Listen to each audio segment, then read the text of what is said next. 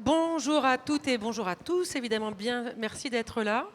Juste faire un tout petit mot avant de laisser la place à la plénière de ce matin, pour expliquer comment ces rencontres se fabriquent, qu'elles sont issues juste de l'engagement bénévole. Alors, on n'a pas encore fait le décompte du nombre de bénévoles qui ont rendu ces rencontres-là possibles, mais c'est parti d'un appel aux signataires du mouvement, je crois que c'était en juin ou en mai, qui veut organiser les rencontres. Qui veut aider pour faire les parcours, qui veut proposer des tables rondes, etc. Donc il y a des gens qui ont répondu. Et voilà, on n'a pas fait les décomptes, mais dans le groupe, on va dire, d'organisation, de logistique des repas, il y a une grosse vingtaine de bénévoles qui donc travaillent à fond depuis juin. Sur les parcours, donc ça c'est parti, il y a eu une cartographie participative qui a été mise en place pour que les gens localisent les lieux qui leur paraissaient intéressants. On a aussi des partenaires, Ecopolis, les CAUE, Topophile. Et donc, voilà, pour les parcours, pareil, je n'ai pas encore le compte des personnes qui se sont investies pour ouvrir les lieux, avoir les intervenants, etc. Et pareil, pour les tables rondes, c'est issu de propositions collaboratives. Ah, ça serait bien de parler de ça, je connais un tel, etc. Voilà. Donc, c'est entièrement bénévole et franchement, je ne sais pas si on peut commencer parce qu'ils sont un peu disséminés par un applaudissement.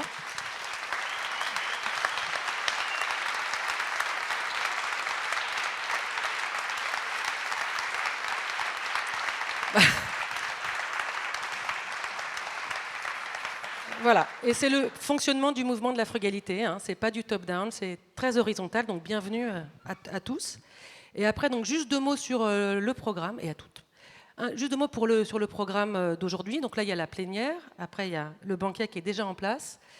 Cet après-midi, donc il y a une vingtaine, pareil, on ne dirait pas le compte exact, de tables rondes, avec donc des timings serrés, parce qu'on a eu plein de propositions passionnantes, etc. Donc la recommandation, c'est d'arriver 5 minutes avant l'horaire affiché, parce que ça va commencer pile à l'horaire affiché, et généralement, elle ne dure qu'1 heure, ce qui est hyper court.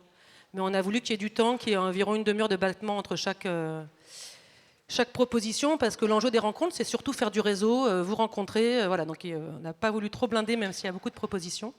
Donc merci d'arriver 5 minutes avant. Donc il y aura 3 tables rondes ici.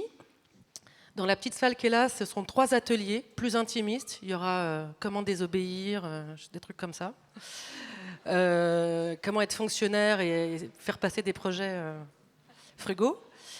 Et il y a donc derrière 3-4 barnums, j'ai même pas eu le temps d'aller voir, qui ont été montés et dans lesquels il y a plein d'autres propositions. Vous avez le programme qui va être affiché quelque part par là. Il y a quelques exemplaires papier, mais pas beaucoup. Vous avez les QR codes pour les télécharger.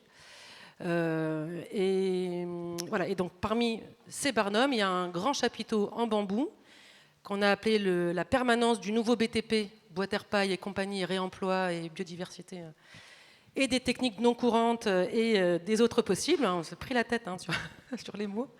Et donc ça, c'est un peu le salon de la frugalité. Il y a plein d'intervenants et c'est pour aller discuter librement. Donc il y a une petite liste qui n'est pas du tout exhaustive sur le programme. Ça sera dans le grand chapiteau bambou. Et il y a aussi donc une œuvre collective à laquelle vous êtes invités à contribuer. Ce sont les bambous avec les fils qui sont tirés près des machines à café. Et donc ce sont des témoignages sur qu'est-ce qui vous manque individuellement, collectivement pour oser faire. Qu'est-ce que la frugalité pour vous? Ou bien une phrase, un mot que vous avez attrapé pendant les rencontres et qui vous a plu.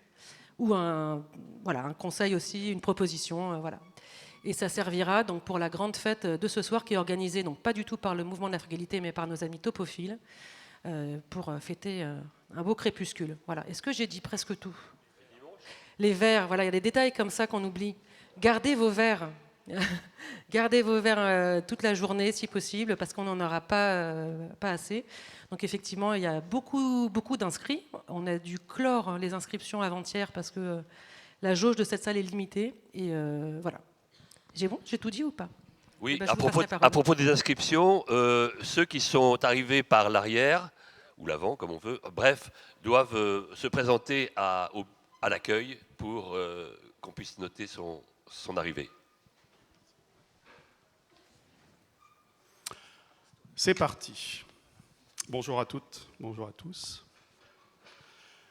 Alors, pour introduire cette plénière, cette matinée de prise de parole, nous pouvons émettre l'hypothèse que nous soutenons une écologie pour toutes et tous, que nous nous préoccupons au quotidien des relations établies entre les êtres vivants, humains, non humains, et leur milieu de vie, que nous partageons des valeurs de justice, d'égalité, de solidarité. Nous pouvons également constater que la prise de conscience que l'écologie n'est pas une simple variable d'ajustement, mais plutôt le déterminant pour faire face à la perte de biodiversité, à l'épuisement des ressources, aux extinctions de masse, pour faire face aux impacts sur la santé d'une production alimentaire intensive, mais aussi pour reconnaître la valeur des sols vivants, des milieux de vie. Alors certes, cette prise de conscience progresse, mais l'inertie de l'action demeure au sein des institutions, qu'elles soient nationales, internationales, régionales, voire même locales. Les mesures de protection apparaissent totalement désuètes face à l'ampleur et l'accélération du changement global. Vous le savez toutes et tous. On notera d'ailleurs au passage, puisque nous sommes en Île-de-France, que cela a déjà occasionné récemment la démission en bloc des membres de la mission régionale de l'autorité environnementale d'Île-de-France, le garde-fou de la démocratie environnementale. Les impacts diffèrent évidemment très largement suivant nos lieux, nos conditions de vie, notre capacité d'adaptabilité plus que d'adaptation, nos possibilités de protection et d'amélioration de notre bien-être. Et les inégalités explosent, le taux de pauvreté plus encore, les divisions s'exacerbent. Mais on le sait, il n'y aura pas de transition et encore moins d'écologie sans la mobilisation des habitants, des quartiers populaires, des quartiers pavillonnaires, des petites villes, des campagnes, des métropoles. Si l'écologie ne trouve pas, ou très difficilement, une adhésion, ce qu'on appelle le corps social, n'est-ce pas parce qu'elle est un peu trop théorique, parfois essentialisée, parfois même instrumentalisée? Et donc la frugalité n'est-elle pas la concrétisation pratique d'une forme d'écologie politique, et donc un moyen de convaincre de l'intérêt de réduire des consommations, d'une socialisation des biens, des productions, d'un véritable changement vers plus de circularité, de coopération, de solidarité. Convaincre de l'intérêt de faire mieux avec moins. Donc tendre vers une écologie plus juste et plus équitable, c'est l'horizon que nous vous proposons ce matin et qui sera mis en perspective avec des prises de parole de personnalités engagées suivant 2 séquences dans la matinée, 2 séquences à l'issue desquelles nous vous donnerons la parole.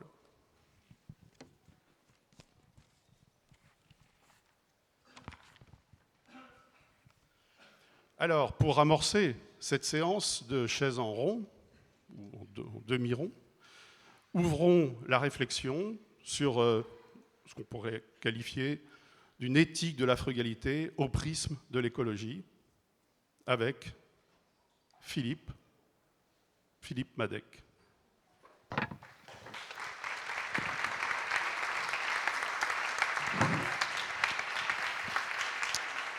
Alors, merci beaucoup, puisque tu ne t'es pas présenté, merci beaucoup Franck Hulliard. Et je pense qu'il y a des... Voilà, notre cher Luc Barré nous a fait des dessins magnifiques sur la question de la frugalité. Alors, merci beaucoup Franck. Donc voilà. En fait, quand en 2018, Dominique, qui est où d'ailleurs, je ne sais plus où elle est là, et Alain, et moi nous avons choisi le mot frugalité et non pas le mot sobriété, c'est parce que nous ne voulions plus d'un mot qui ne relevait plus d'une démarche volontaire. C'est la démarche volontaire de la sobriété, c'était les Illich, les colibris, les négawatts. Et en fait, la sobriété est devenue une injonction politique et économique. Un impératif qu'on qualifie d'écologique quand on a envie de chercher à dénigrer l'écologie politique. Mais bon, la chanson, maintenant, elle est connue, hein, mais je la redis tellement j'adore le refrain. Frugalité vient du latin fruit. Son dérivé frugalitas, la frugalité dit la récolte du fruit. elle est heureuse quand elle est juste, ne blesse pas la terre, respectée, et qu'elle s'avère fructueuse, même racine, fructuoso, et qu'elle rassasie ceux qui la font dûment contenter. Ménager la terre, le vivant et le non-humain, contenter, répondre aux besoins de l'humanité pour tous et surtout pour les plus démunis, est au cœur de notre travail. Bon, depuis le début, le Montesquieu de l'Esprit des lois nous accompagne dans sa quête infinie de l'équité, et je ne peux pas ne pas vous citer cette phrase qui est d'ailleurs aussi dans le programme. Dans l'Esprit des lois, Montesquieu disait « L'amour de la démocratie est celui de l'égalité, l'amour de la démocratie est l'amour de la frugalité ». Ce n'est pas nous qui avons inventé cette phrase, c'est vraiment Montesquieu qui l'a dite. Chacun devant y avoir les mêmes bonheurs et les mêmes avantages, il doit y goûter les mêmes plaisirs et former les mêmes espérances, chose que l'on ne peut atteindre que par la frugalité générale. Merci beaucoup, monsieur Montesquieu. À chaque projet au quotidien, en fait, ce qui est attendu des bâtisseurs, c'est le contentement.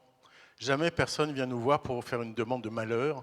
Ce qui est attendu de nous, c'est le bonheur, c'est-à-dire le bien-être, l'abri, la convivialité, la sécurité, la beauté, la commodité pour tous. Pour restaurer l'habitabilité de la Terre, qui est notre enjeu en ce début du XXIe siècle, pour offrir les meilleures conditions de vie que celles vécues aujourd'hui, nous disposons de moins de ressources, et nous le savons bien. En fait, le sous-titre français du rapport Facteur 4 du Club de Rome de 97 est pour moi le seul programme d'avenir qui est 2 fois plus de bien-être en consommant 2 fois moins de ressources. La frugalité est une écologie et la frugalité est une économie. Et sa créativité s'annonce là. En grec, les jumelles oikos logos, écologie, et oikos nomos, économie, renvoient à la maison, de la famille patricienne et aussi de l'établissement humain que nous bâtissons ensemble et dont nous organisons la gestion. Bâtisseurs frugaux, nous prenons soin de ce qui est déjà là, oikos logos, écologie, et nous le ménageons en faisant mieux avec moins, oikos nomos, économie. En fait, toutes ces idées-là, elles se bâtissent et elles sont déjà bâties, et je pense que toute la journée montre les exemples de cette réalisation. Nous ne sommes pas dans un programme d'avenir pour la fin du siècle ou pour 2050, voire 2030. Nous avons tous déjà réalisé ces programmes-là. Pour vous en parler, pour l'illustrer, je vais prendre un travail qui a été fait avec mon cher ami Alain Bornarel, avec Tribu, et Edith Akikit, et avec d'autres qui sont là. Et c'est un travail qui est illustré dans un livre qui est présent ici, que Dominique Gozin-Muller a publié au Moniteur, et que le monsieur qui fait des photos là a illustré avec 12 reportages photos sur 6 à 7 ans en fonction des années et des saisons. Il s'agit en fait du premier écoquartier normand qui s'appelle les Noé à Val-de-Reuil, qui a été fait pour le bailleur social Siloge et la ville de Val-de-Reuil. Il est seulement composé de logements sociaux, une centaine, maisons urbaines et immeubles collectifs, et d'équipements publics, crèches, halles, cuisines municipales, et aussi de jardins familiaux, horticulture, poulaillers associatifs et des ânes qui portent les cartables des enfants jusqu'à l'école et au retour. Le quartier est marchable, les voitures sont tenues à l'écart, le végétal est partout, au plus près des logements, l'effet d'îlot de chaleur est maîtrisé, les inondations sont bienvenues, elles sont organisées, acheminées, la biodiversité est évidemment accueillie avec l'eau.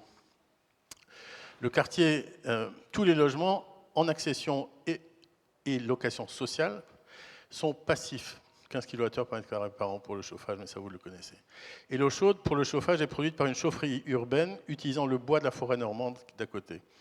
Les logements, et vous verrez, les choses sont simples pour réaliser des belles idées. Les logements sont isolés par l'extérieur avec de l'inertie à l'intérieur. Ils ont 2 heures d'ensoleillement au 21 décembre. Les pièces reçoivent de la lumière directe par les fenêtres ouvrantes, y compris en cuisine et dans les salles de bain. La surface vitrée correspond à 20% de la surface de plancher par logement. Les logements sont traversants en double orientation. Il n'y a pas de volets roulants, mais de volets repliables. C'est la base, en fait. La joie, on va dire, la lumière, la chaleur, l'air, ça se récolte par la fenêtre. C'est pas plus compliqué que ça.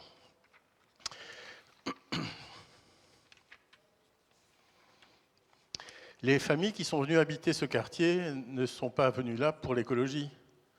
Les familles qui sont venues là avaient besoin de logement. Quelques années après l'installation, à peu près 6 ans après les premières installations, un sociologue qui s'appelle Philippe Brucheton est revenu sur place pour demander finalement, et l'écologie dans tout ça, qu'est-ce que ça a fait, qu'est-ce que ça a changé pour votre vie ? Il n'y a pas chez les habitants de revendications écologiques, mais il y a le sentiment finalement que quelque chose s'est passé grâce à l'écologie, et les réponses sont terre à terre, et c'est génial parce que c'est terre à terre justement. D'abord, le coût de la vie est plus bas au Noé. Les habitants disent « J'étais dans un autre immeuble où je payais très cher en chauffage. Aujourd'hui, nous sommes en février. Le chauffage est éteint. Il ne fait pas froid. » Il y a une satisfaction générale sur ce point. On entend aussi « On payait un deuxième loyer en chauffage. On a arrêté. » La seconde qualité issue de la qualité environnementale n'est pas que l'isolation thermique, c'est aussi bien isolé, dit une locataire, et elle ajoute « L'isolation fonctionne aussi du côté phonique. Il n'y a pas de gêne entre les voisins. La mixité sociale se fait dans le plaisir, c'est eux qui le disent. Dans le logement, la paix sociale passe par la bonne isolation phonique, on le sait tous. » Ensuite, la superficie des logements est supérieure à celle habituellement rencontrée, c'est ce qu'ils ressentent, ce qui permet une vie familiale apaisée. On ne se marche pas les uns sur les autres. Il y a une part de vérité là-dedans, mais il y a aussi une part de ressenti, en fait, qui est liée au fait que les murs étant isolés par l'extérieur, il n'y a plus d'effet de parois froides ni au sol ni sur les murs, et on peut utiliser la totalité de l'espace intérieur. Il y a aussi le fait que la lumière naturelle qui est présente partout finalement agrandit l'espace qui est offert et donne ce sentiment d'espace plus grand à vivre. Ensuite, l'autre vertu, c'est l'environnement alentour, immédiatement paysager, est vécu comme un espace de liberté et non pas comme un terrain miné synonyme de dangerosité. Ils disent « les enfants peuvent jouer dehors sans que je m'en inquiète ». La diversité architecturale, notamment la présence conjointe d'immeubles et de maisons urbaines, en location et en accession, a d'emblée en fait installé la mixité sociale qui est vécue comme telle. Et puis, ils le disent aussi, les choix esthétiques, c'est-à-dire la pluralité des coloris de façade dynamise la perception et évite tout phénomène d'uniformité. Bon, ce qui ressemble à un conte de fées se passe à Val-de-Reuil. 60% de logement social, 21% de taux de chômage, la ville la plus pauvre de Normandie pendant très longtemps, aujourd'hui la seconde, avec 34% de taux de pauvreté, sous politique aux rues depuis 2001, puis en rue depuis 2008. Bon, une fois ce quartier habité, il a dévalorisé tous les quartiers alentours, qui étaient réalisés dans les années à la fin du XXe siècle. Et surtout de l'autre côté de la rue, mais vraiment de l'autre côté de la rue, là où tu es, il y a un hameau qui s'appelle le hameau de Landel, lui aussi un hameau 100% social, composé de maisons Phoenix. Alors pour ceux qui ne savent pas, les maisons Phoenix, c'est à peu près les maisons qui ont été construites les moins chères en France, industrialisées, structure métallique minimale. Les façades sont faites de panneaux de béton de 3 cm d'épaisseur au milieu et de 5 cm sur les bords pour pouvoir être accrochés à la structure métallique. Et bien sûr, l'isolation est une isolation ad hoc des années 80. Les maisons Phoenix étaient groupées autour de voiries où les voitures, sur les trottoirs, se battaient entre elles avec les poubelles, avec les coffrets EDF et avec les boîtes à lettres. Et donc tous les matins, des engueulades, évidemment, parce que tout le monde s'était toujours mal garé depuis si longtemps. Nous avons été amenés à réfléchir à ce hameau de maisons Phoenix. Et nous l'avons réhabilité en apportant des qualités spatiales et environnementales des Noé. Ce n'est pas seulement une réhabilitation technique qui s'est opérée, ce n'est pas une réparation du bâti qui a été réalisée, c'est la métamorphose spatiale et environnementale, c'est la réhabilitation sociale en fait, de ce quartier qui est sorti de l'exclusion énergétique. Les habitants des maisons Phoenix ont retrouvé de l'estime dans le regard des autres, mais aussi de l'estime vis-à-vis d'eux-mêmes et de l'estime vis-à-vis de leur propre quartier. Ils se sont rapprochés des habitants de l'écoquartier, de l'autre côté de la rue, et ils ont créé une association pour vivre ensemble. Ça fait partie de mes grandes joies d'urbaniste, figurez-vous, d'avoir fait ça. Depuis lors, les autres quartiers alentours se sont réveillés, et nous. L'ANRU a participé au financement et à la réhabilitation des maisons Phoenix. Inédit, n'est-ce pas? Quelques chiffres pour terminer. Mais ces chiffres ont aussi aidé à ouvrir finalement l'intervention suivante.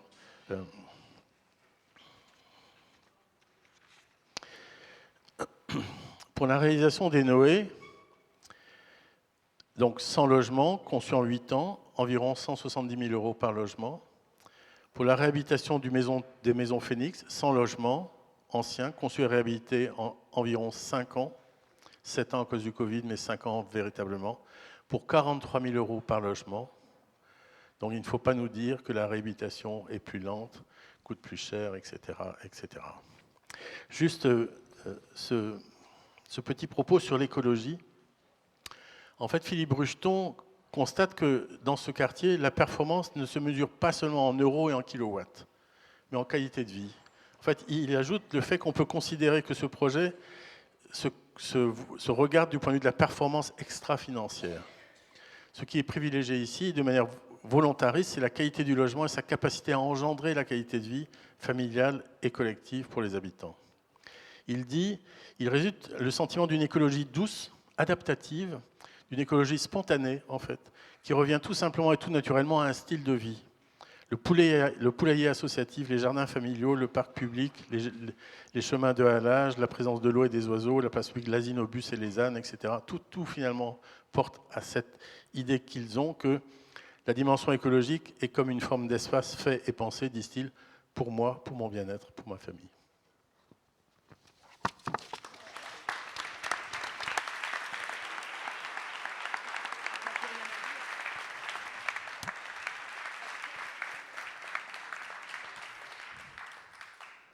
Merci Philippe. Alors, je sors du bois, parce que maintenant ça commence à devenir sérieux. Au regard justement de cette diversité d'expériences que tu viens de nous relater, nous pourrions nous interroger justement sur le caractère de similitude ou de réciprocité entre écologie et frugalité. Et on peut se questionner, est-ce que l'un comme l'autre, qui apporte aujourd'hui une attention au milieu de vie, aux êtres vivants, est-ce que l'un peut se substituer à l'autre? Est-ce que l'un peut se confondre avec l'autre? Faut-il toujours penser l'un au prisme de l'autre? Sont-ils intrinsèquement reliés? Nous pourrons en débattre au moment de la prise de parole. Et nous pourrions aussi faire une proposition, je ne sais pas si c'est une bonne idée, mais ça me semble être le moment de proposer peut-être un ministère de la frugalité plus qu'un ministère de la transition écologique. Alors nous disions tout à l'heure, la frugalité n'est-elle pas la concrétisation pratique d'une forme d'écologie politique? Par exemple, est-ce que l'engagement contre la démolition de l'héritage que constituent les grands ensembles et les quartiers populaires en général, et l'engagement pour la réhabilitation de haute qualité sociale, environnementale, patrimoniale, cet engagement illustre-t-il cette concrétisation? Bonjour à tous. Francis Landron, je remercie la frugalité heureuse et créative d'accueillir le collectif que je représente aujourd'hui. Je vais commencer par vous dire pourquoi je suis là. C'est dans cette banlieue même que j'ai découvert le niveau de désordre dans lequel on règne quand on travaille au quartier d'habitat populaire, où en fait nous sommes mis dans des formes d'injonctions contradictoires où des questions du type « combien démolissez-vous » arrivent en premier avant de se poser la question de savoir quelle ville on veut et qu'est-ce qu'on veut faire de notre urbanisme. Voilà. Donc ça, c'est la première chose. Donc, avec un bailleur, on a essayé à 2 reprises, on a réussi une fois à sauver des immeubles. Et voilà. Et à un moment donné, on est tellement désemparé par rapport à ça, on découvre qu'il y a beaucoup de collectifs locaux à travers la France. Donc moi, je suis architecte, de collectifs locaux à travers la France qui sont en lutte localement pour résister justement à ces rouleaux compresseurs assez volumineux, puisque si on prend le premier en rue, c'est 165 000 logements qui ont été démolis. C'est l'équivalent des habitats d'une ville comme Nice qui ont disparu, qui ont été démolis. Donc c'est une œuvre extrêmement diffuse, mais très volumineuse.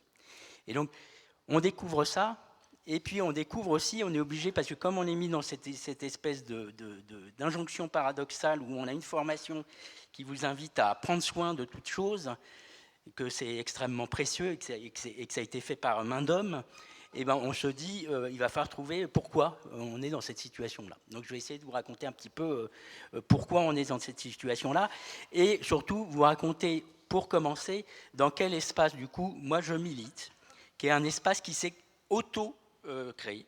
C'est-à-dire c'est un espace qui s'est créé grâce au rassemblement. Alors c'est un peu parti de Toulouse-le Mirail notamment, mais grâce à un rassemblement de toutes les luttes locales dans un collectif qu'on appelle Stop Démolition aujourd'hui, et qui nous permet, Alors ce collectif permet de changer en fait le rapport de force, non plus dans les quartiers, mais d'aller à un niveau supérieur et nous permet d'accéder à des instances de type ministère, de type ANRU, de type ville, et de manière à opérer de manière un peu plus forte, avec la force des 90 collectifs. Aujourd'hui, donc le Stop Démolition, c'est près de 90 collectifs locaux. Il y en a même plus depuis cet été.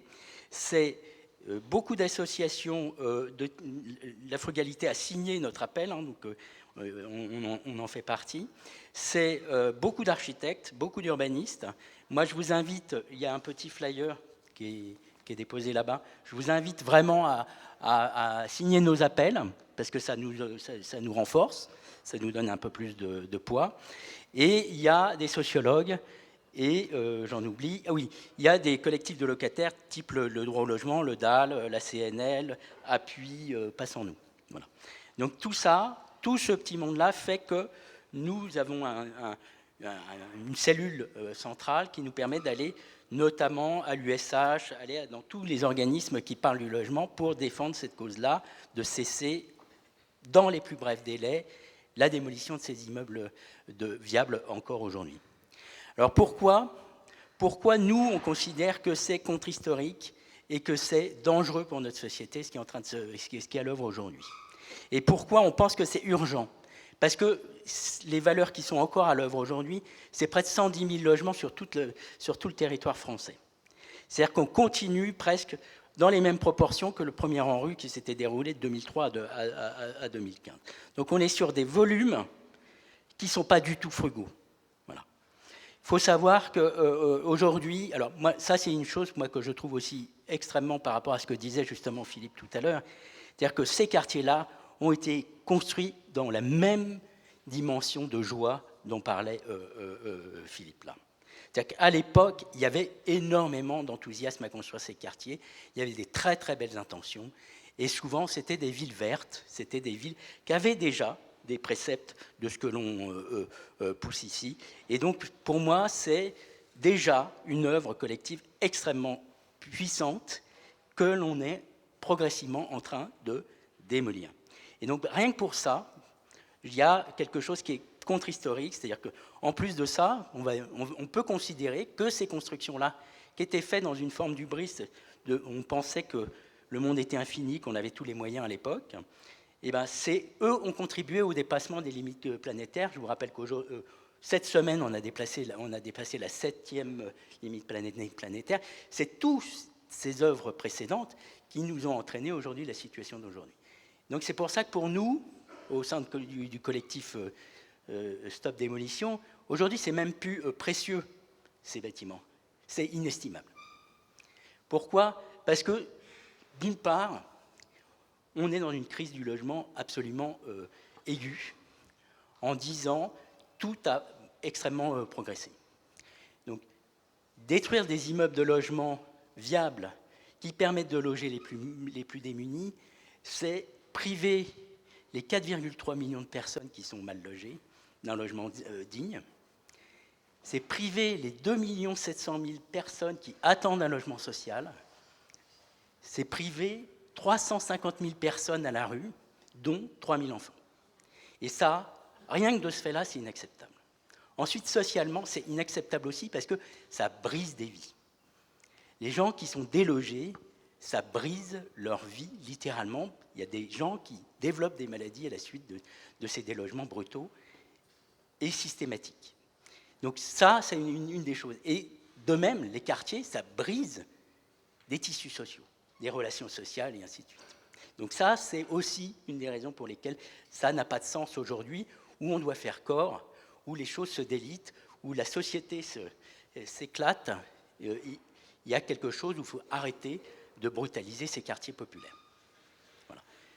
L'autre point qui est extrêmement important, c'est que d'un point de vue écologique, une opération de démolition-reconstruction, c'est plus de 4 fois plus de gaz à effet de serre émis. Donc c'est un non-sens historique au sens de l'environnement. Et financièrement, c'est plus de 2 fois et demi, la plupart du temps, plus cher qu'une opération de réhabilitation sérieuse. Donc à tous les titres, social, économique, environnemental, c'est contre-productif. Donc ça, c'est une des raisons pour lesquelles nous, on est vent debout, et on me dit c'est très urgent parce que ce n'est pas des petits volumes, c'est des millions de mètres carrés, des millions de mètres cubes de matériaux qu'on est en train il y a une forme d'hémorragie qu'il faudrait cesser très rapidement. Rapidement, je vous explique pourquoi on est dans cette situation-là aujourd'hui. Il y a une des premières raisons, c'est que la fabrication ou la transformation ou le ménagement de ces villes-là, il s'opère non pas par un système démocratique, mais par un système qui vient de décrets dont l'ANRU s'occupe à appliquer. Et ce système non démocratique, en fait, il ne passe dans aucune assemblée, et surtout pas les assemblées locales. Et donc, c'est l'exercice d'un pouvoir du dessus sur le dessous, et qui s'opère de manière très simple. Il y a écrit dans le préambule même de la lettre de mission de l'ANRU, qui est l'Agence nationale de renouvellement urbain, c'est le bras armé de l'État sur tous les territoires pour opérer cette politique. Il est très simple, c'est démolir des immeubles pour créer du foncier, pour faire du neuf, ça c'est le premier point. Le deuxième point, c'est de faire du bâtiment neuf à la place. Et c'est en quatrième point qu'on trouve améliorer le cadre de vie. Et en fait, c'est ce simple texte-là qui est dans les directives de l'ANRU, opère de manière indifférenciée une démolition massive sur les territoires. Et du coup, les acteurs locaux, quand ils le veulent, ils se servent de cet outil-là, qui est en plus aidé, c'est-à-dire qu'on donne de l'argent pour démolir. On aide les démolitions. Donc ce désastre en cours, nous, on pense qu'il y a plein d'autres façons de faire. C'est-à-dire, donc je vais venir aux solutions, à que faire. Et nous, on a donc, pour les décideurs, on a 3 mots d'ordre qui sont très simples et qui sont très concis. Première chose, faire un moratoire sur toutes les démolitions. Toutes. Même celles qui sont en cours. C'est-à-dire que même quand on n'a que la carcasse, ça vaut le coup de la conserver. Donc, et de mettre à l'œuvre tous les acteurs qui sont mal mobilisés. C'est-à-dire tous les gens qui sont urbanistes, architectes dans la salle, paysagistes, soient mobilisés pour rénover ces quartiers. On a sorti une lettre dernièrement justement parce qu'aujourd'hui, on essaye de nous faire des jolies choses en nous faisant les quartiers de demain, un projet du président de la République. Nous avons répondu, je vous invite à signer la lettre, nous avons répondu à cet appel des quartiers de demain. Pourquoi ? Parce qu'il ne s'agit que de 10 quartiers qui sont concernés. Alors, le président de la République aujourd'hui reprend nos mots, littéralement, dans son texte d'annonce de cette consultation, et on se rend compte qu'en fait, il ne traite que de 10 quartiers, et pour certains, les démolitions étaient édictées avant même la consultation.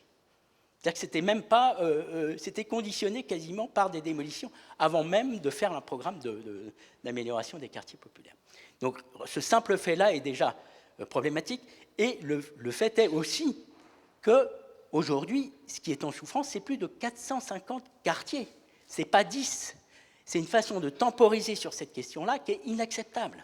Les quartiers, ils sont, et ça fait partie du deuxième mot d'ordre, ils sont laissés à l'abandon depuis trop longtemps. Il n'y a pas les moyens suffisants et nécessaires pour qu'ils soient entretenus, maintenus de manière constante et satisfaisante. Moi, il y a une phrase que j'adore dans tous les Baux-de-France, c'est « jouir paisiblement du bien loué ».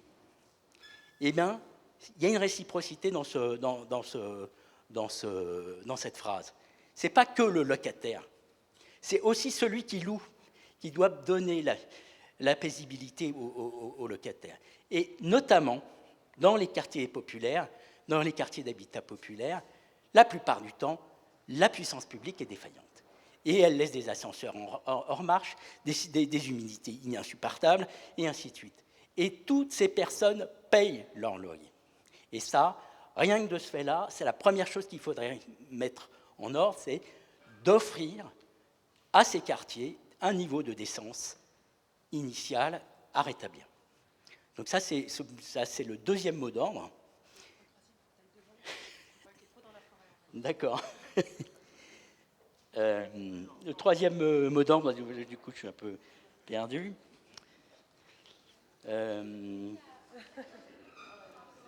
Pardon ? Voilà, le niveau de décence des logements. Et donc le troisième, oui, donc réhabiliter, revaloriser les quartiers de façon massive. Mais véritablement, c'est ce qui manque beaucoup aujourd'hui. Et le faire avec les habitants.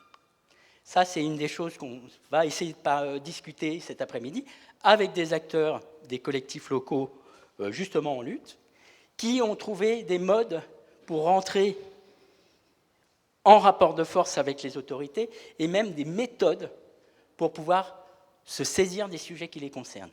Donc ça, c'est une des choses qui nous semble fondamentale, c'est d'arrêter de faire pour et de commencer à faire avec. De faire avec les gens. Et ça veut dire que pour nous aussi, en tant qu'architectes et urbanistes, c'est se déprendre des idées préconçues que l'on a. Parce qu'un des deuxièmes phénomènes qui, pour moi, est absolument délétère, c'est que les quartiers d'habitat populaire, il y a un très beau livre qui s'appelle « Petite histoire des quartiers politiques des quartiers populaires » de Hassan Belmessou, qui fait état de la manière différenciée dont on traite les quartiers par rapport au reste de la société française. Ce simple fait-là fait que nous avons tous, en soi, en nous-mêmes, à changer notre regard et à arrêter de regarder d'une manière condescendante, voire supérieure, voire au-dessus de ces quartiers. Voilà. Le dernier point moi, que je voulais aborder, parmi les solutions qui sont les plus rapides pour gérer la question des 2,7 millions de demandeurs de logement et ainsi de suite, c'est de faire avec le déjà là. Je pense que la frugalité, elle dit ça de façon très très forte, c'est-à-dire qu'aujourd'hui, en Île-de-France, on a 6 millions de mètres carrés de bureaux inoccupés. 80 000 logements. Et ils sont occupés par des phénomènes spéculatifs. Le fait, par exemple, le phénomène spéculatif qui est proposé par l'ANRU de dire « je supprime des terrains », je libère des terrains pour pouvoir refaire de la promotion immobilière derrière, ce sont des phénomènes spéculatifs qui sont à l'œuvre. Ce n'est pas une politique humaine, c'est une politique marchande du territoire. Donc ce n'est pas une fabrication de la ville. Le fait que le premier article, ce soit la démolition pour libérer du foncier, c'est favoriser des modes de spéculation qui ne devraient plus avoir lieu. On devrait faire en sorte que ces quartiers qui sont des grandes emprises foncières deviennent des biens communs, redeviennent quelque chose du logement social, dans la force de ce que ça avait été établi initialement, dans le but de supprimer les bidonvilles, notamment les bidonvilles qu'on voit tous réapparaître dans l'espace public aujourd'hui, qui font l'objet systématique de rejets violents de la part des autorités. Donc ça, à un moment donné, il faudra que ça cesse. Et la seule façon, c'est de rétablir un système de sécurité sociale, du logement social qui soit opérant et qui ait la puissance d'opérer. Puisqu'aujourd'hui, on a plutôt désubstantialisé ces organismes-là. Et je pense qu'il n'y a que la puissance publique pour rattraper tout le retard.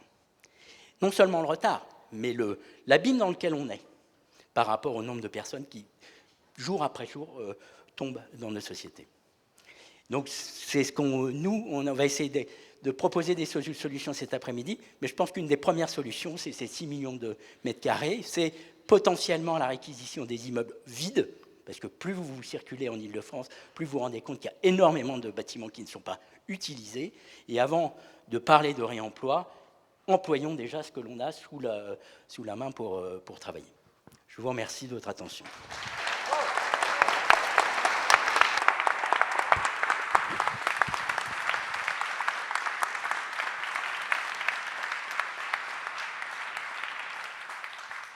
Eh ben, merci Francis pour ce propos éloquent et motivant. Tu nous proposes de prendre soin des lieux et des gens plutôt que les brutaliser et de vraiment se focaliser sur le déjà là qui est tant bâti que humain. Les réhabilitations permettent d'avoir des opportunités heureuses qui ouvrent le champ des possibles et la ville gagne en richesse à chaque itération. Démolir, c'est appauvrir et finalement faire renaître les conditions du mal-logement. Et ces opérations, finalement, étaient destinées à lutter contre ce mal-logement et ces problématiques. C'est vraiment un retour en arrière. J'aurais donc les interpellations suivantes.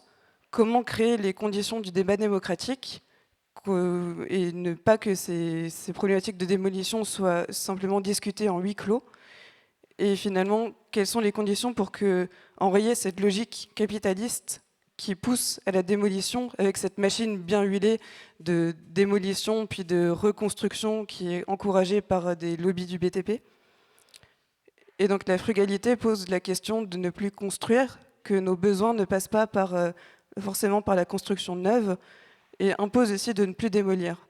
Mais finalement, est-ce que cela ne pose pas des problèmes éthiques qui pourraient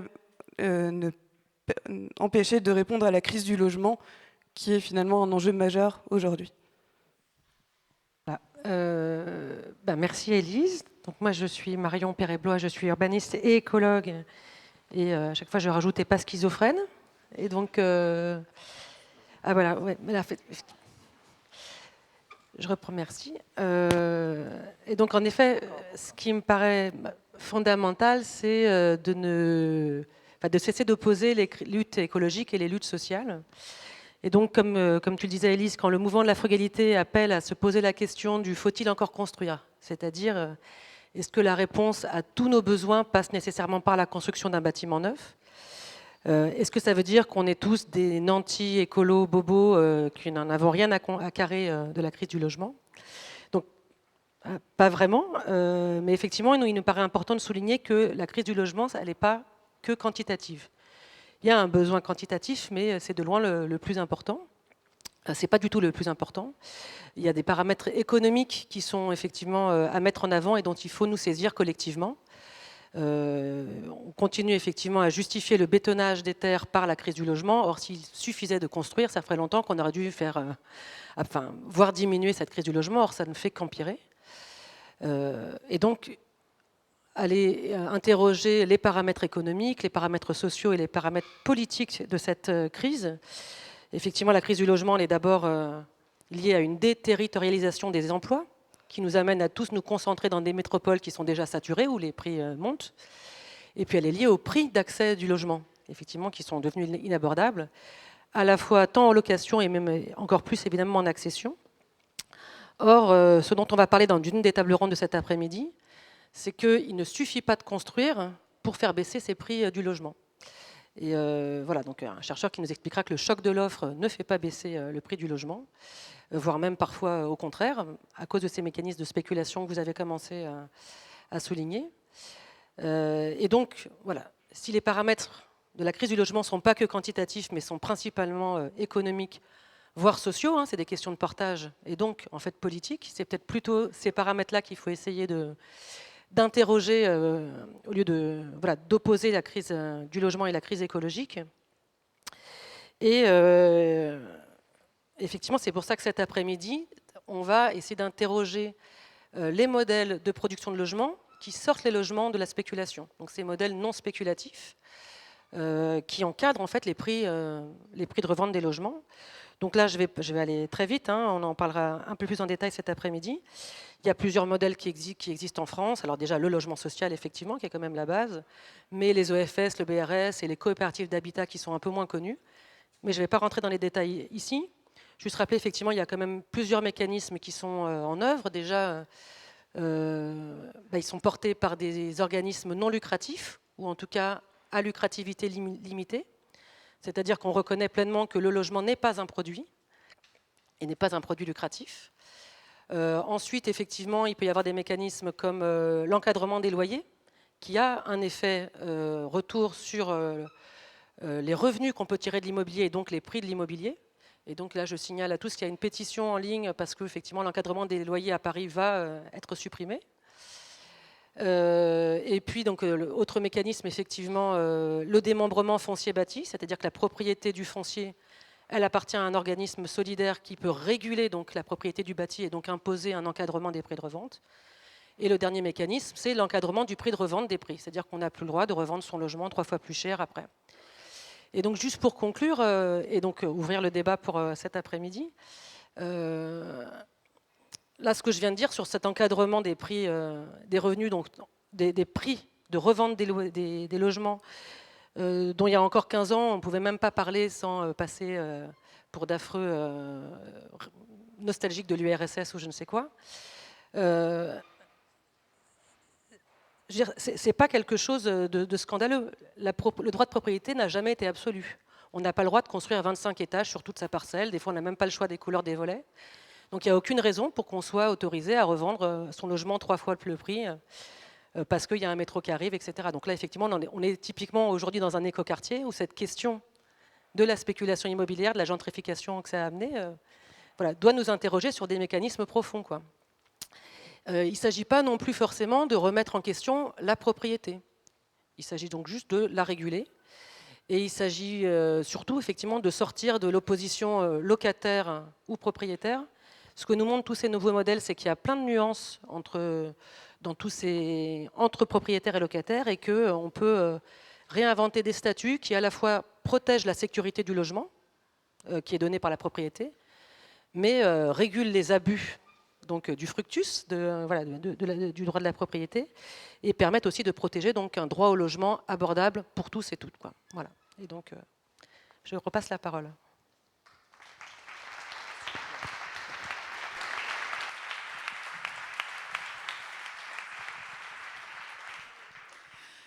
Alors, à supposer, je suis Mamie Poirier, pardon, à supposer que nous soyons une organisation à but non lucratif. Nous avons lutté pendant quelquefois des années, on a vu des exemples hier, 30 ans pour éviter une démolition, de raser tout un quartier. Bon, on a réussi. L'ANRU n'a pas gagné, on est content, la lutte a payé. Eh bien, hélas, l'ANRU n'a pas gagné, mais continue à dire dans toutes les réunions, et elle est suivie par les élus, elle est suivie par les maîtrises d'ouvrage, par les maîtrises d'œuvre, par tout le monde, que, quand même, c'est beaucoup plus facile, beaucoup moins coûteux, beaucoup moins long de tout raser et de reconstruire. Vous, vous êtes persuadé du contraire, mais vous n'avez pas les arguments. Qu'est-ce que la frugalité peut faire pour vous donner les arguments?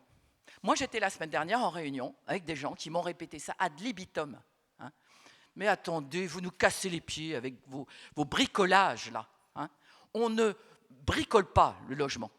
On fait, il y a des spécialistes, ils savent faire, il y a des puissants, il y a des gros, il y a des habitués, il y a de l'argent, on y va. Alors, qu'est-ce que la frugalité peut faire pour me donner des arguments? Bonjour.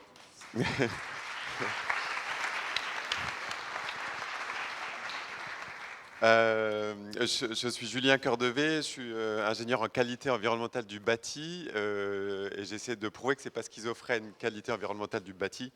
Et je suis tombé dans le mouvement de la frugalité en 2020 et je ne m'en dépatouille pas et je ne suis pas prêt de le faire et je tente de co-animer avec un partenaire, un groupe local. On est organisé comme ça en Dordogne et Gironde, donc moi je suis basé à Bordeaux. Alors pourquoi n'oserions-nous pas faire frugal? Ah bien sûr, le sempiternel frein économique. On n'a pas les sous pour aller jusque-là. En plus, c'est tendu comme jamais en ce moment sur les budgets. On n'a pas les sous pour aller jusque-là. Mais de quoi parle-t-on au juste? Ce serait plus cher de faire mieux, plus cher de conserver l'existant, plutôt que de démolir et reconstruire. Francis nous a fait une démonstration édifiante tout à l'heure. Plus cher d'installer des protections solaires qu'un climatiseur. Plus cher de maîtriser la proportion de vitrage que de mettre en œuvre des isolants biosourcés. Plus cher de laisser des parents en bois, en terre, en pierre, brut, plutôt que les doubler en plaques de carton plâtre et dalles de plafond. plus cher de ventiler naturellement plutôt qu'avec des machines, plus cher de collecter l'eau pluviale que de la soutirer au réseau potabilisé, de créer des nœuds d'infiltration plutôt que de poser des réseaux de collecte enterrés, d'accueillir des chauves-souris que de désinfecter nos villes, de composter nos résidus alimentaires que de les faire partir en camion. C'est curieux quand même tout ça. Et on disait quoi tout à l'heure? Ah oui, c'est tendu comme jamais en ce moment sur les budgets. Alors n'est-ce pas le moment, comme jamais, de mieux préparer l'avenir? C'est peut-être un peu tendu parce qu'on paye des débauches d'énergie à des fournisseurs de l'énergie produite loin, dans d'autres régions du globe, souvent peu regardantes sur les notions de respect de l'autre. C'est peut-être un peu tendu parce que dans nos bâtiments, on cumule les systèmes complexes à faire fonctionner, à entretenir, que personne ne sait jamais faire fonctionner, entretenir. C'est peut-être un peu tendu parce que ces systèmes techniques sont surdimensionnés, trop puissants, non ajustés aux besoins réels, parce que l'obsolescence programmée pousse à les remplacer de plus en plus vite. C'est peut-être un peu tendu parce qu'on regarde ailleurs, oubliant que toutes les réponses sont autour de nous, matière, matériaux, savoir-faire. Et croit-on vraiment que plus tard, ça sera moins tendu sur les budgets? On savait répondre aux contextes locaux, climat, matières premières disponibles, bien avant que ne soit révélé le dérèglement climatique. Nos bâtiments anciens étaient dotés de ce qu'il fallait, d'inertie libre, d'espaces traversants, de porosité à l'air des protections solaires, de générosité de hauteur sous plafond, de hauteur des vitrages. Peut-on alors admettre que les avancées technologiques, au lieu de nous permettre de parfaire ces réflexes vernaculaires, résultent en un recul de nos capacités à créer pour tous des bâtiments dignes, confortables et sobres énergétiquement? Peut-on admettre que des tendances architecturales à l'excès de vitrage des façades continuent à ignorer qu'elles génèrent des surchauffes des bâtiments et des besoins de chauffage si facilement évitables? Ne voyons-nous pas que nous sommes en train de nous rendre addicts à la climatisation, au lieu de réunir les conditions pour maintenir gratuitement une stabilité thermique, idéalement entre 20 et 26 degrés au fil des saisons, en ayant la sagesse de se rappeler qu'il n'est nul besoin de chercher à assurer un printemps perpétuel, un 21 degrés permanent? Il y a là une dérive lourde de conséquences, contre-productive, et on n'aide pas à la juguler en créant des bâtiments si peu résilients face aux canicules qu'on ne laisse pas d'autre choix à l'usager que de climatiser. Dans les grandes lignes, on a travaillé sur une base de données économiques pour commencer à comparer un petit peu, à tirer des conclusions sur des comparatifs de comment, à quel prix sortait la construction conventionnelle, considérée standard, et à quel prix sortaient des bâtiments plus résolument frugaux, raisonnablement ambitieux sur ces points-là. Alors, voici les enseignements de notre étude concernant le logement collectif, mais aussi d'un vaste panel d'opérations de bureaux, d'écoles, d'équipements publics. Notre étude ne révèle pas d'écart systématique entre les conventionnels et les frugaux. Lorsqu'on décèle des surcoûts, ce sont des éléments liés aux contraintes du chantier, aux conjonctures locales du BTP, aux difficultés d'approvisionnement, et ce qui a abouti à des iso-coûts entre les opérations conventionnelles et nos opérations les plus radicales, logement collectif en bois terre-paille par exemple. On note dans les opérations frugales des transferts de budget depuis les lots techniques vers les lots portant sur l'enveloppe du bâti. On observe que le coût du mètre carré de vitrage est en moyenne le double de celui du mètre carré de parois pleines de grande qualité. Et on a interrogé des gens autour de nous et de grands opérateurs immobiliers privés nous ont communiqué que leurs projets pilotes de logements collectifs en structure bois sont sortis à iso-coût par rapport à leur production conventionnelle. Et on a aussi remarqué qu'il y a beaucoup de choses qui coûtent cher, quelle que soit la filière. La réhabilitation ou la construction deviennent coûteuses à chaque fois que les dimensionnements des équipements techniques sont des réponses standards, non adaptées au contexte et que ne sont pas optimisées les structures, les descentes de charges, les soutènements, les volumes de stockage des eaux pluviales. Autant d'ouvrages qui sont aujourd'hui souvent surdimensionnés par manque d'ingénierie, de prise en compte de la contribution des matériaux de qualité à la création d'espaces autorégulés dont les températures et l'hygrométrie sont stabilisées, dont les émissions de polluants dans l'air sont infimes, écartant le besoin d'installations techniques. Même le standard conventionnel est coûteux à produire lorsqu'il est réalisé par des entreprises générales, sous-traitant 90% des travaux à des PME asphyxiées en prenant des marges sur chaque prestation. Sortir du conventionnel semblerait hors d'atteinte, mais au juste, essaye-t-on vraiment? Fait-on l'effort de comprendre de quoi il s'agit, de se former à la conception bioclimatique, à la compréhension des comportements des matériaux bio et géosourcés, de leur qualité thermique et acoustique, de leur spécificité hygroscopique, de comprendre qu'il est cher et contre-productif de bloquer à l'inertie par des doublages, de connaître les filières locales, de changer nos circuits d'approvisionnement, de rencontrer des artisans et des entreprises qualifiées. On s'oppose par exemple à la généralisation du volet roulant devant les baies, on en a parlé tout à l'heure, puisqu'une fois déployé, il entrave le passage de l'air, l'entrée de lumière, les vues vers l'extérieur. On aurait tort que les autres solutions sont trop chères, les volets persiennés, les brise-soleil orientables, vous imaginez bien. Mais dans un bâtiment bioclimatique, il n'est nul besoin d'installer le même dispositif partout, il doit être adapté aux sollicitations. Le soleil au sud est géré par une casquette. Le soleil rasant à l'est et à l'ouest, on peut peut-être se payer les persiennes ou les brise-soleil. Et au nord, un bon vieux rideau intérieur ou store intérieur. L'équation budgétaire est ainsi réglée. Pourquoi cela se produit-il même lorsque des compétences semblent être réunies, architectes, bureaux d'études? Sortons enfin du fonctionnement en silo, les bureaux d'études dans un second temps, après l'esquisse architecturale, afin d'arrêter encore de produire des dossiers descriptifs truffés d'incohérences, coûteux à rattraper par la suite. Certains arguent que c'est cher de contractualiser des équipes aux multiples compétences, mais on a réalisé que ce n'était qu'une virgule dans les bilans des opérations, et c'est pourtant bien cela qui permet de faire mieux. Le label Bâtiment frugal bordelais, démarche initiée il y a 4 ans par la ville de Bordeaux, n'est-il pas en train de démontrer que oui, il est possible de rétablir les règles du bien construire, de partager les recettes pour un nouveau standard de bâti, à même de répondre aux enjeux sociétaux, environnementaux, énergétiques, d'embarquer dans l'élan vers une montée en compétences tous les acteurs, des porteurs de projets, aux architectes, des bureaux d'études, aux entreprises, en vue d'accélérer cette mutation.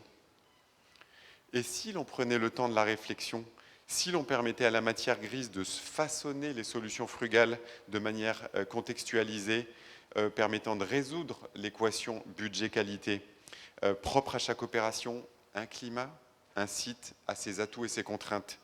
Si l'on organisait l'intelligence collective, les compétences réunies, de la jeunesse des réflexions pour esquisser pas à pas, suivant un processus itératif, la réponse la plus juste à l'extraordinaire empilement des enjeux auxquels nous faisons face. On peut même en profiter pour soutenir l'économie locale. Si on préférait pour le même prix valoriser les métiers de l'artisanat, mettant en œuvre des matières premières locales, à la pose de produits industriels dont le coût est composé d'énergie, d'emballage, de transport et de dividendes. Le coût d'une paroi de qualité pourrait être composé d'heures de main-d'œuvre pour façonner des matières localement disponibles, plutôt qu'une main-d'œuvre ubérisée façonnant des produits industriels chers et énergivores. On sait dialoguer, partager des arbitrages multicritères sur la base d'études en coût global. On sait faire mieux avec moins. On sait penser la robustesse. On sait éviter d'encapsuler le moindre ouvrage de structure bois. On sait faire reconnaître que le pisé est porteur. On sait mutualiser des espaces. On sait prévoir des modifications ultérieures moins nécessiteuses en termes de travaux lourds. On sait imaginer des scénarios justes de fin de vie pour chaque partie de bâtiment. On sait produire moins de déchets. On sait offrir une seconde, une 10e vie à des ouvrages réemployés. On sait aussi procéder à des approches globales, ne rien laisser de côté, cesser de sacrifier des qualités à la faveur d'autres, répondre à des cahiers des charges performantiels sur le plan énergétique, sans laisser en chemin les qualités sociales, sanitaires, thermiques et acoustiques. Je voulais aussi vous glisser un témoignage récent de maîtrise d'ouvrage. On vient de livrer avec nos partenaires Dauphin Architecture, le pôle de pratique artistique à La Traîne, à côté de Bordeaux. C'est une réhabilitation d'un presbytère et une extension neuve. Et pour revenir à la question des coûts, le maître d'ouvrage a salué les efforts de tous pour maîtriser fermement le budget alloué à l'opération. Il a subi 2% de dérive au fil de la conception et du chantier, 2%. C'est trop, mais c'est infime et extrêmement rare, et ce, malgré une concentrée d'innovation appuyée sur les filières locales et une remarquable sobriété d'impact sur l'environnement. L'intelligence collective au sein de tous les acteurs, maîtrise d'ouvrage, maîtrise d'œuvre et entreprise, a démontré une nouvelle fois son efficacité. Alors, qu'attendons-nous? Osons faire.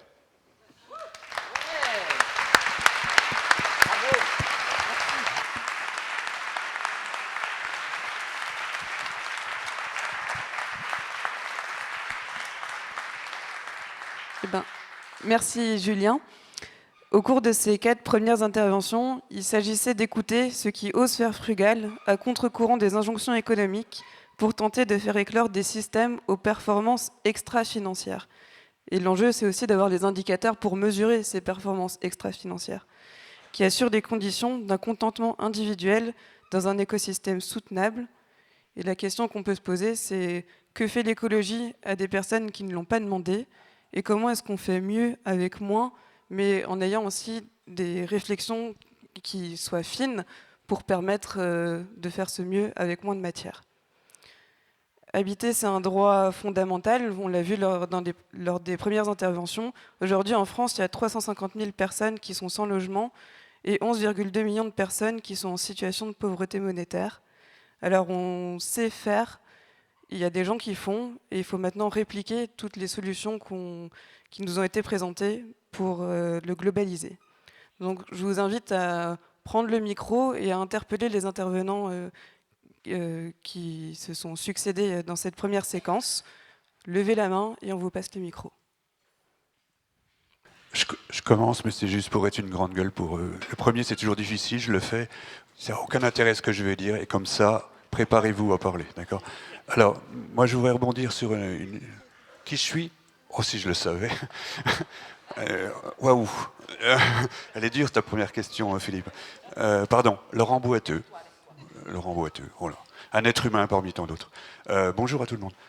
J'ai une question par rapport à un sujet que j'ai entendu tout à l'heure, parce que moi je suis un vieux, je viens du XXe siècle.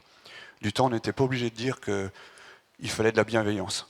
Vous savez, on s'entendait entre nous, on n'était pas obligé d'avoir cette invective. Je viens du temps de la communication, le siècle de la communication, mais il paraît qu'on est au XXIe siècle, c'est le siècle de l'invective, de la manipulation et autres, et il faut être dans son temps. Donc je me dis, est-ce que pour travailler avec et non pas pour les gens, il ne faut pas utiliser leur langage et puis être dans l'invective? Et en fait, merci pour l'idée que Marion m'a donnée, je ne sais pas pourquoi, quand tu parlais tout à l'heure. Je me suis dit, et si on allait voir Monsieur Decaux, vous savez qu'il fait des abribus magnifiques, là, vous voyez, et qu'on lui proposait de mettre une affiche le même jour, à la même heure partout en France, pour invectiver les habitants qui sont malheureusement pas avec nous, là. C'est dommage, et avec qui on pourrait travailler, mais pour les booster un petit cul, vous voyez, qu'on soit dans la provoque, qu'on soit dans le XXe siècle, avec une merveilleuse phrase d'un anarchiste, je ne sais pas si vous le connaissez, il n'est pas très connu, il s'appelle Scarpa. Juste mettre cette phrase-là dans les abribus de Decaux, l'architecture c'est génial, dommage qu'il y ait ces imbéciles d'habitants dedans. Est-ce que vous ne pensez pas que ça a développé le débat entre les gens? Voilà, c'était tout. Je crois que la remarque se suffit à elle-même. Hein. Qui d'autre?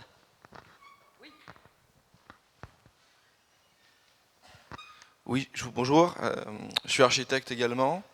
Je voudrais juste rebondir sur Adrien Odo, architecte à Tours.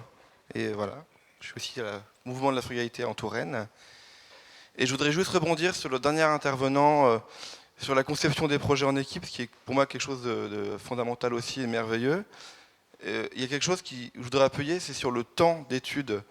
On a des délais qui sont extrêmement courts, avec des projets de plus en plus complexes, avec des enjeux de plus en plus importants et des temps de plus en plus courts. Donc voilà, juste ce petit rappel aussi aux maîtrises d'ouvrage, qu'on ait du temps pour faire des projets. Merci.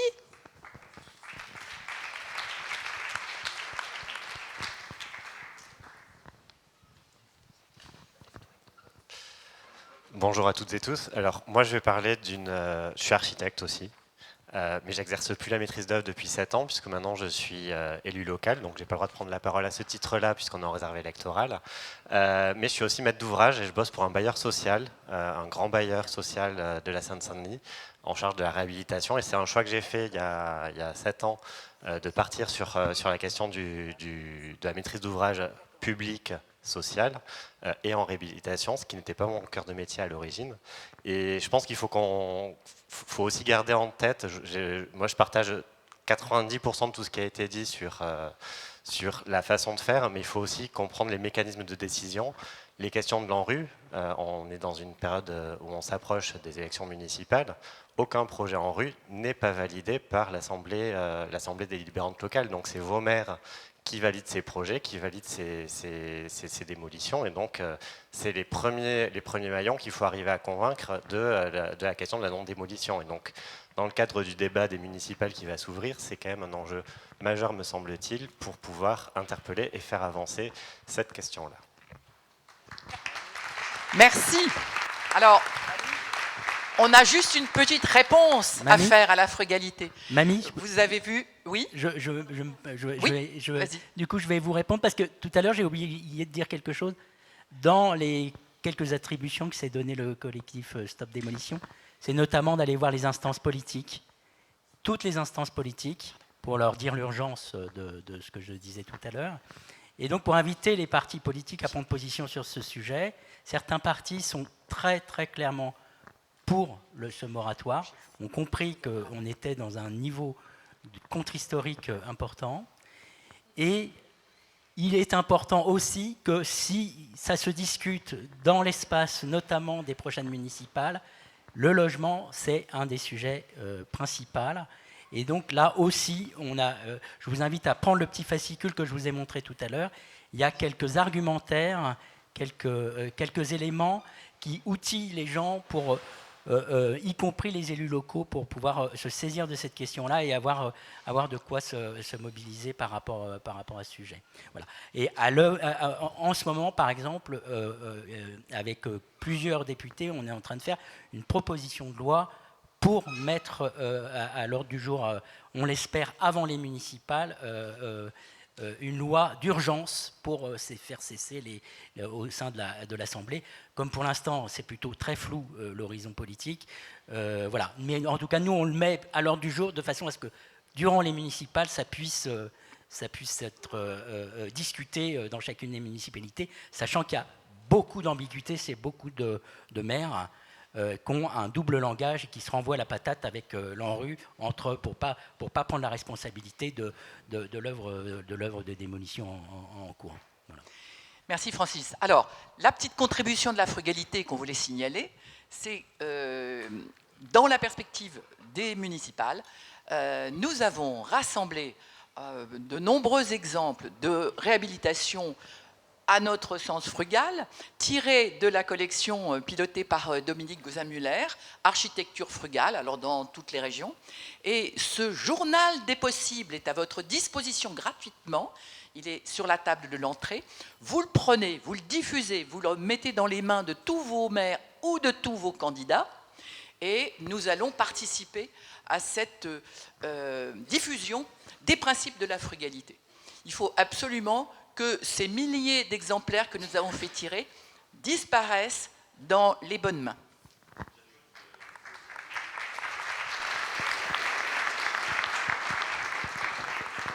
J'ajoute que la frugalité a constitué un groupe plaidoyer, précisément qui va se saisir de cet outil qui est le journal des possibles, pour aller rencontrer les maires au Salon des maires, et pendant toute la campagne municipale, rejoignez-nous dans ce groupe plaidoyer. Adressez-vous à moi parce que c'est moi qui l'organise.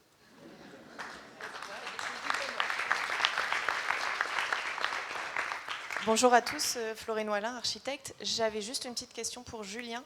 J'ai été très intéressée par la présentation sur l'étude comparative coûts, projets frugaux, projets conventionnels, et elle a été présentée très rapidement. Je voulais savoir si elle est accessible quelque part et si on peut aller la lire à tête reposée avec tous les arguments qu'on pourra avancer à nos maîtres d'ouvrage dans le cadre de projets. Merci. On a effectivement remarqué que c'était vraiment un sujet brûlant sur lequel le mouvement a commencé à se mobiliser il y a déjà 2 ans, je crois. Et les contributions sont multiples. Nous, on a été intéressés de faire très simplement un recueil sur la base de témoignages de praticiens. En faisant ces analyses. On a un panel d'analyses qui est vraiment en train de s'étoffer avec plus de 40-45 opérations. On a monté une méthodologie, mais il y a encore quelques éléments qui nous manquent pour consolider. Il nous manque je dirais un panel d'opérations très conventionnelles pour continuer à étoffer les comparatifs qu'on a fait sur la base d'un panel vraiment diversifié d'échelles, de réhab et de neuf, dans différents territoires, évidemment strictement ramené à la même surface de calcul et au même indice de la construction. Hein, donc les premières conclusions sont hyper édifiantes et corroborent des choses qu'on commence à lire. On a trouvé des études récentes du CEREMA et du CSTB sur les coûts de la construction. On est en train de rassembler tout ça, mais ce n'est pas terminé, je dirais. Il faut qu'on se remobilise pour terminer cette... ça sera dûment publié. Oui, pardon. Alors cet après-midi, il y a un atelier qui commence, je crois, à 14h20, qui est sur ce thème-là, avec 2 parties, des interventions multiples au départ, y compris sur le montage des opérations, qui précède un petit peu le propos que j'ai eu tout à l'heure. Et on va demander une contribution aux participants. On avait même glissé dans le programme à évoquer une préparation d'un peu de matière, de données économiques de vos opérations pour alimenter la réflexion de cet après-midi. Et du coup, ce travail-là d'échange, on pourrait même noter vos coordonnées et continuer à travailler avec vous dans les semaines et mois qui arrivent pour parfaire le panel. Voilà. Exemple participatif.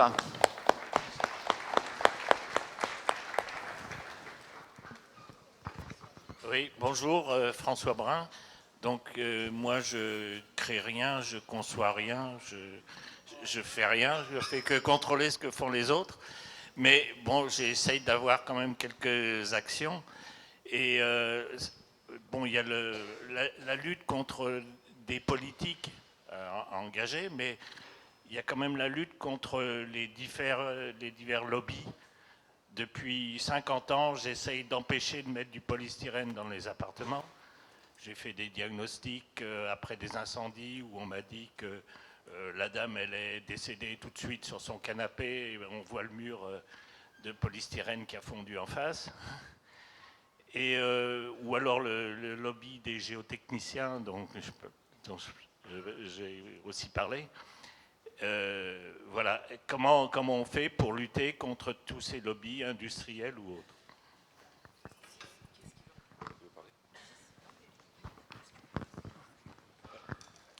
Oui, bonjour à tous. Pour répondre à Philippe qui tu es, je suis non-architecte, ce qui est original ici.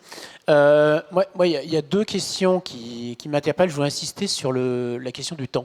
J'ai fondé un collectif qui s'appelle Stop, c'est très à la mode, mais Stop Exclusion énergétique. Et on a beaucoup travaillé sur l'accompagnement des familles, sur des milliers de familles. Et la question, c'est qu'on n'a pas de budget, pas de temps, quoi. Il n'y a pas aussi assez d'architectes. Il y a la question des relations entre les mares et les architectes. Je pense qu'il faudrait qu'on en parle. Pardon pour le terme technique, mare, mon accompagnateur rénove, qui est une nouvelle profession, mais qui va déjà très très mal.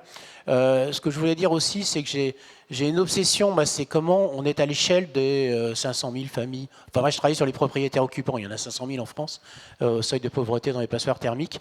Et la question, c'est celle de la bonne pratique. On a bouffé de la bonne pratique, pardon pour l'expression, mais la question, c'est comment on va massifier. Et pourtant, chaque projet doit être différent. Donc, je n'ai pas les solutions, mais en tout cas, je suis content d'être là, la première fois que je viens, parce que c'est effectivement, en étant très nombreux. Et pour ramener aux questions du temps, c'est qu'il est samedi, je ne sais pas qui est payé aujourd'hui, on n'est pas très nombreux. Mais si on veut massifier, il faut se poser toutes ces questions. Pardon, parce que à chaque fois, je pose des questions supplémentaires qui vont amener du temps, de l'énergie, etc. Mais en tout cas, le mouvement est formidable, mais il va falloir qu'on se colle à cette question du temps et de l'argent, quoi. Et sans oublier le créatif, parce que je ne serais pas là autrement.